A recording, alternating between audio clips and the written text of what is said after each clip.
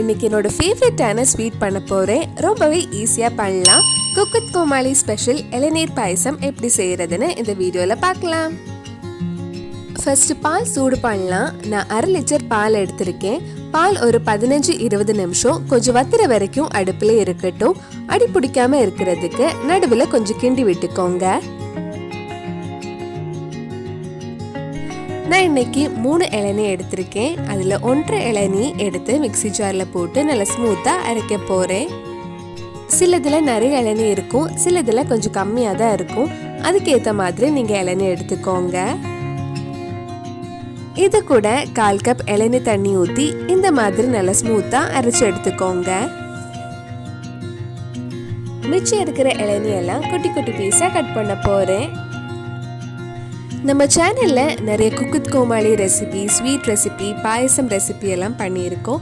அந்த வீடியோஸ் எல்லாம் உங்களுக்கு பார்க்கணுன்னா அதோட லிங்க் கீழே டிஸ்கிரிப்ஷனில் இருக்குது. மறக்காமல் அந்த ரெசிபீஸும் போய் பாருங்கள். பால் கொதிக்க வச்சு 15-20 நிமிஷம் கிட்ட ஆயிடுச்சு. பால் கொஞ்சம் வத்தி இருக்க. இனி இதில் 1/2 cup condensed milk, 3 tablespoon sugar add பண்ணலாம். உங்கள் இனிப்புக்கு ஏற்ற மாதிரி சுகரும் கண்டென்ஸ் மில்க்கும் ஆட் பண்ணிக்கலாம். இனி இதை மிக்ஸ் பண்ணிட்டு ஒரு கொதி வந்ததும் ஆஃப் பண்ணிருங்க.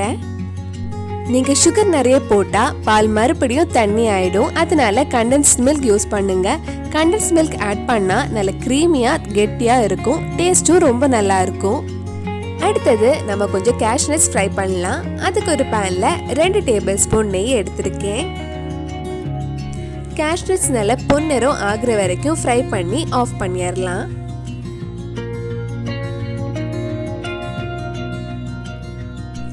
இப்போ ஒரு பவுல்ல நம்ம அரைச்சு வச்சிருந்த இளநீ ஆட் பண்ணலாம். இது கிட்டத்தட்ட 1/2 கப் இருக்கும். இது கூட நம்ம சின்னதா கட் பண்ண இளநியும் ஆட் பண்ணலாம். நம்ம ஃபர்ஸ்ட் காய்ச்சின பால் நல்லா ஆறுனதுக்கு அப்புறம் இதுல ஊத்துங்க. பால் சூடா இருந்தா இதுக்கப்புறம் நம்ம தேங்காய் பால் ஊத்தும் போது சில டைம் பால் பிரிஞ்சு போயிடும். அடுத்தது 1 கப் ரொம்ப கெட்டியான தேங்காய் பால் ஊத்தலாம். நான் ஒரு முழு தேங்காய் துருவி தேங்காய் பால் எடுத்திருக்கேன். தேங்காய் பால் எடுக்கும் போது தண்ணிக்கு பதிலா இளநீ தண்ணி ஊத்தி தேங்காய் பால் எடுங்க. கடைசியா 1/2 டீஸ்பூன் ஏலக்காய் பொடியும் நம்ம வறுத்து வச்சிருந்த கேஷ்நட்ஸ் போட்டு மிக்ஸ் பண்ணா நம்ம சுவையான இளநீர் பாயசம் ரெடி ஆயிடும். இளநீர் பாயசம் சூடா சாப்பிடறதை விட ஃப்ரிட்ஜில் வச்சு கூலா சாப்பிட்டா டேஸ்ட் இன்னும் ரொம்ப நல்லா இருக்கும்.